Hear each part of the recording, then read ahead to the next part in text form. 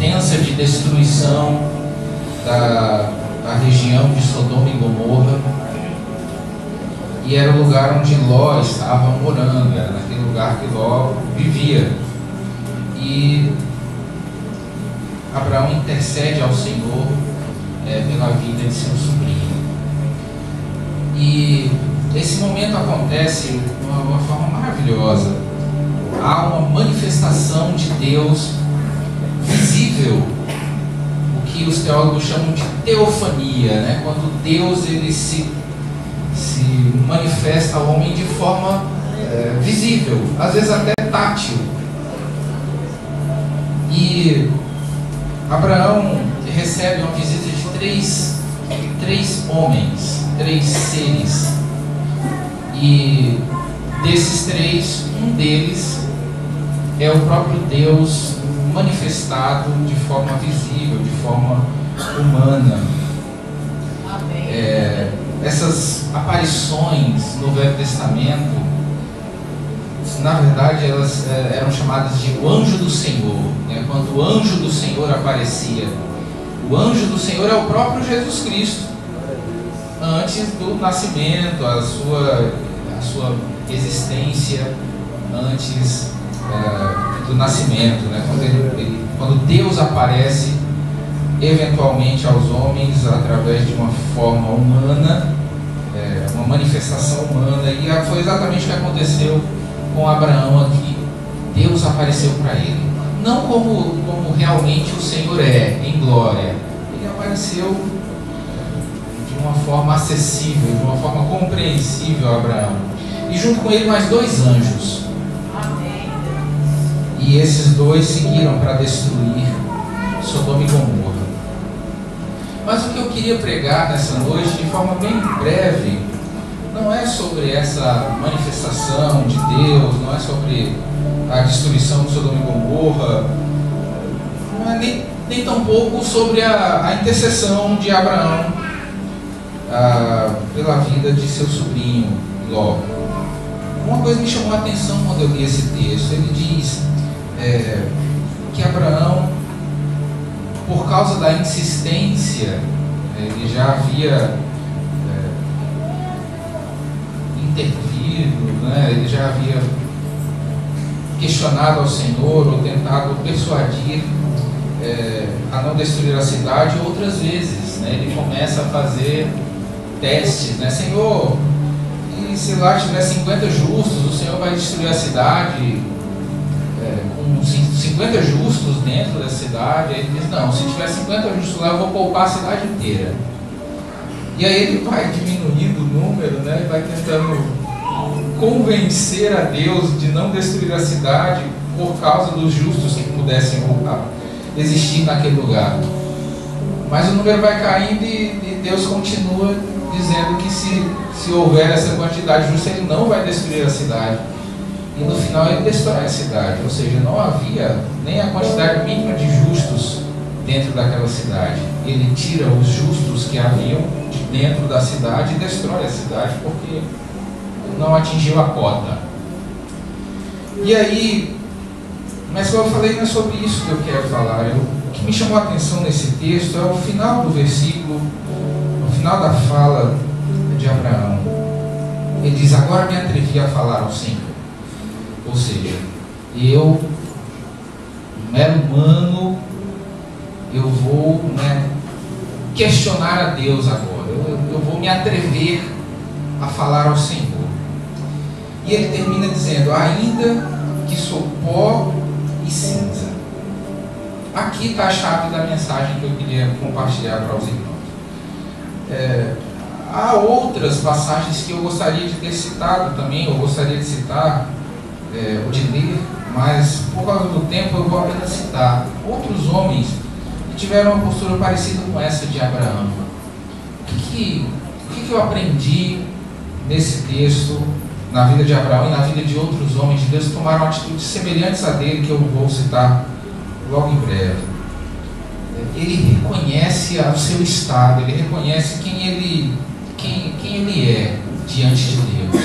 Ele diz, ainda que sou pó e cinza. Quando a gente olha para a vida de Abraão, nós enxergamos Abraão como o pai da fé.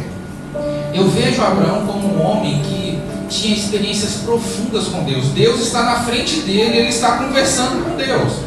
É o tipo de coisa que é muito raro de se acontecer. Comigo, particularmente, nunca aconteceu. E não é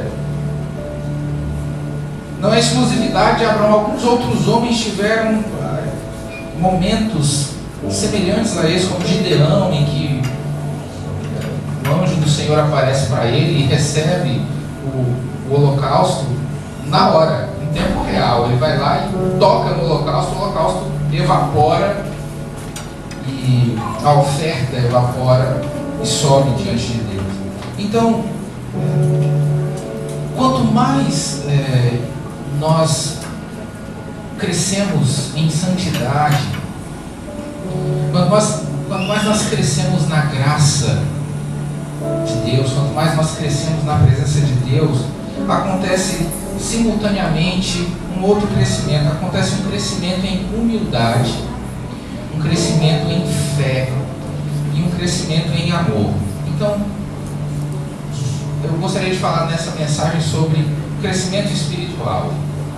O que é crescer espiritualmente? O que é crescer na graça de Deus?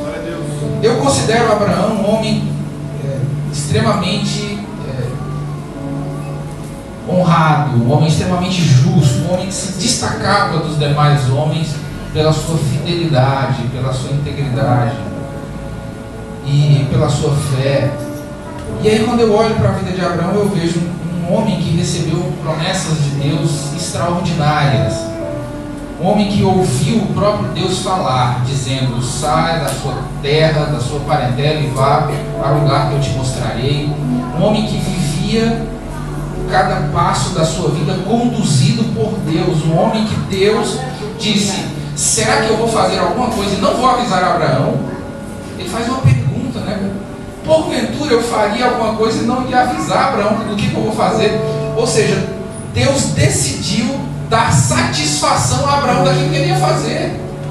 Então é um homem que merece, né, algum destaque, respeito, né? Muito obrigado. Merece respeito, Abraão merece respeito. E aí, com toda essa proeminência, com toda essa graça na vida dele, com todos esses privilégios espirituais que ele recebeu de Deus, das promessas, do relacionamento com Deus, Deus fez um pacto com Abraão, literalmente. Se fosse nos dias de hoje, é como se Deus tivesse descido na terra e dito: Abraão, vamos no cartório. E aí a Deus e Abraão para o cartório. Chegava lá no cartório, ele lavrava um contrato e Abraão assinava e Deus assinava embaixo.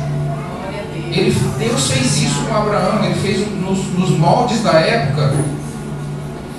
Deus mandou que Abraão partisse um animal ao meio, um cordeiro, e naquela época se fazia contratos assim, né? Eles matavam o animal e diziam: aquele que descumprir a sua parte do contrato, seja feito com ele o mesmo que foi feito com esse animal, ou seja, seja morto.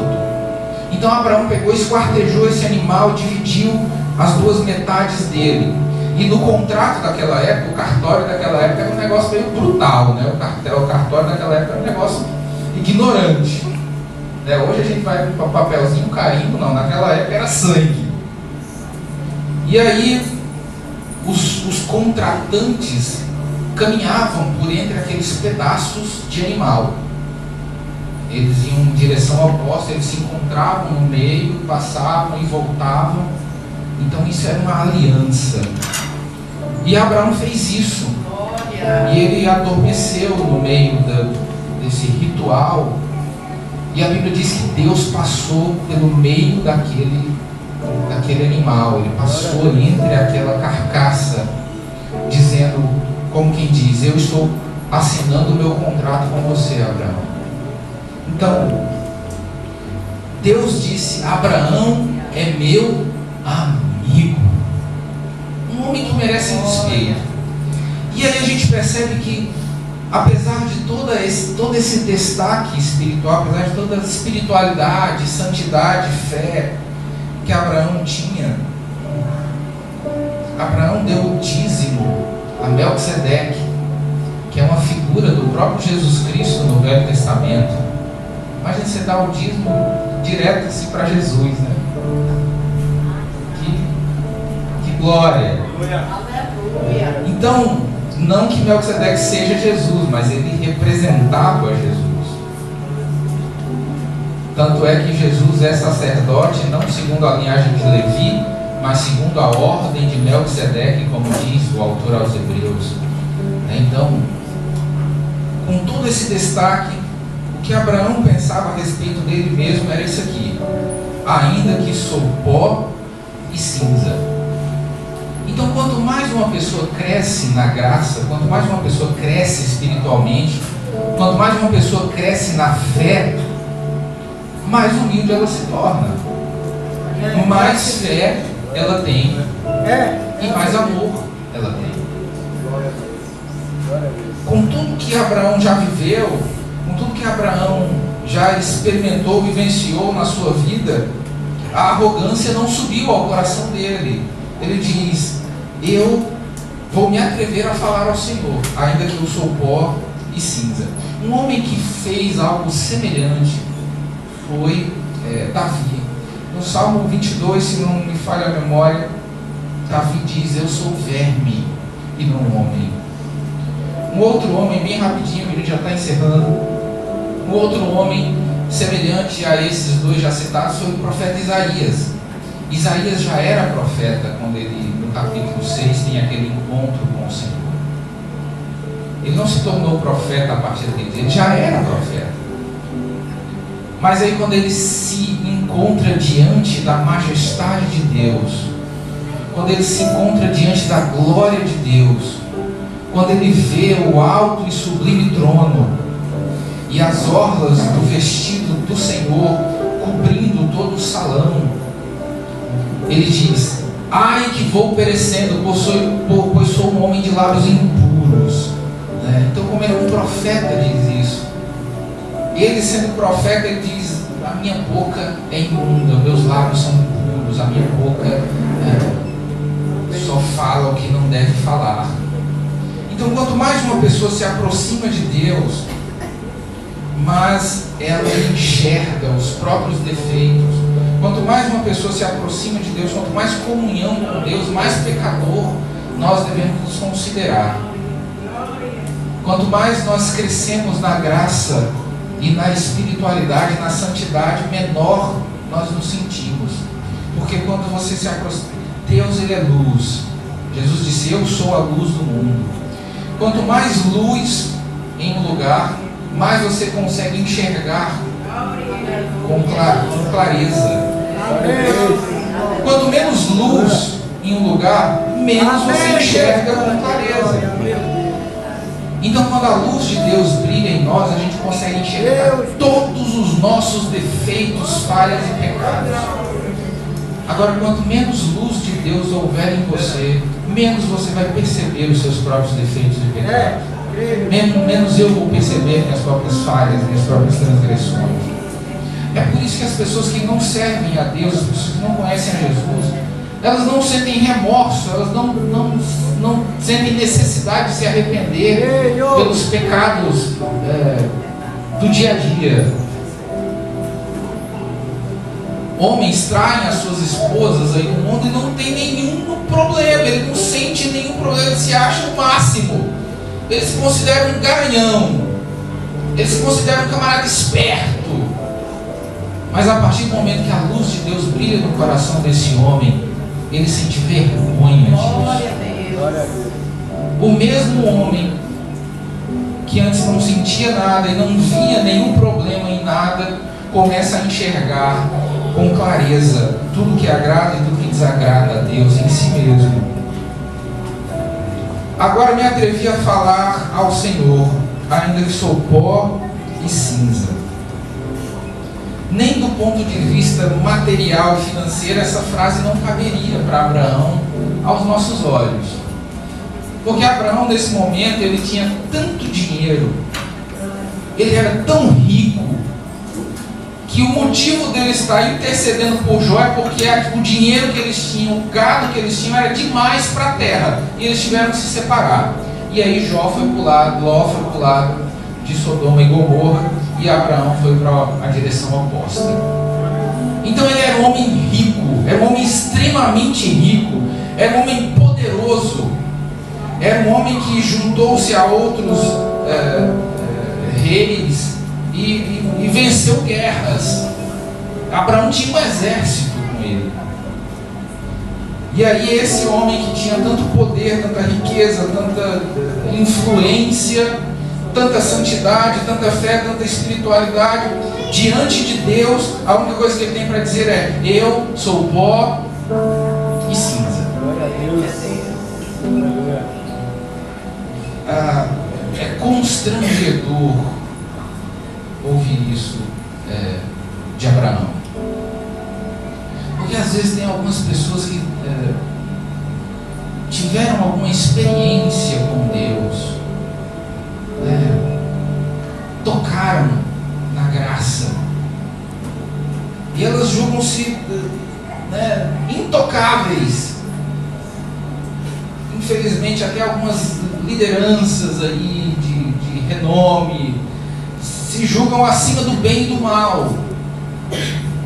Mas que nós possamos aprender com o exemplo de Abraão. Não importa o quanto a gente cresça, não importa o quanto nós nos destaquemos, não importa quão grande seja a nossa fé, ou quantas experiências espirituais nós temos, ou quanto dinheiro nós temos, ou quanta influência e poder nós temos, que a gente possa dizer unicamente isso que disse Abraão diante de Deus: eu sou pó e cinza. Esse é o sentimento que havia no coração de Abraão, e esse deve ser o nosso sentimento. Nós estamos muito longe de sermos homens como foi Abraão. E se Abraão disse isso, o que a gente pode dizer? O que é menor do que pó e cinza? É exatamente o que caberia para a gente. Pessoas normais, pessoas que não são como Abraão. Menor do que pó e do que cinza é exatamente naquilo que eu me enquadraria, nessa categoria aqui. Se Abraão era pó e cinza, então eu preciso encontrar alguma coisa menor do que isso, menos valiosa do que isso, para me enquadrar nessa categoria. Nós precisamos buscar crescer em santidade, em fé e em amor. Esses são 3 sinais básicos que demonstram que alguém está crescendo espiritualmente. Quando ela cresce espiritualmente, ela proporcionalmente cresce em humildade, cresce em fé e cresce em amor. Quando eu digo cresce em fé, confia em Deus, confia mais em Deus. Nós precisamos crescer espiritualmente, crescer em fé, para que possamos confiar mais em Deus, assim como fez Abraão. Ele insistiu, a oração dele foi ouvida aqui, ele conseguiu livrar o sobrinho dele, a intercessão dele foi válida, e que a gente possa aprender com esse exemplo de Abraão. Amém? Amém. Que o Senhor nos abençoe, que nós possamos sempre reconhecer que somos menos que pó e menos que cinza. Amém? Glória a Deus. Aleluia. Senhor Deus, meu Pai, muito obrigado, Senhor, por mais uma vez estarmos na Tua presença, recebendo de Ti, meu Pai, a Tua palavra nesta noite. Ó Deus, o Senhor tem feito maravilha entre nós. Oh Pai querido, tu tem tido liberdade nesta noite. Obrigado, aleluia. Obrigado, e temos falado através dos louvores, através da tua palavra ministrada, ó Pai. Muito obrigado, meu Deus, pelo conforto, aleluia, pelo ânimo renovado ao sairmos daqui, meu Pai. e pela tua unção ministrada através do teu servo e tua serva.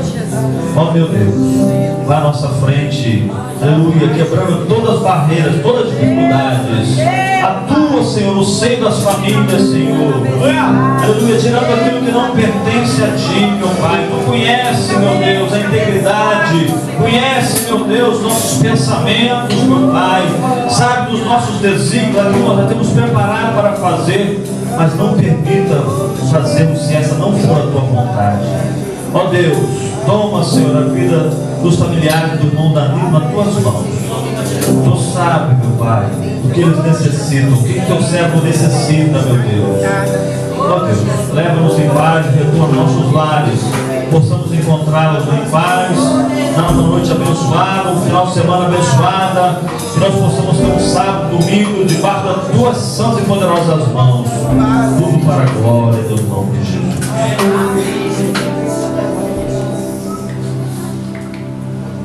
Aleluia, glória a Deus. Eu quero saudar todos com a paz do Senhor. Amém. Quero dizer para vocês que eu não sei se foi só eu, mas eu senti uma presença tão pura aqui. Tão pura, tão presente, que eu acho que eu já estava me conduzindo. Eu não sei se eram os anjos que me levando para outro lugar, mas eu quero dizer para vocês que Deus está nesse lugar, Ele está na tua vida, Ele está lá na tua família. Amém. Pode crer, levante sua mão.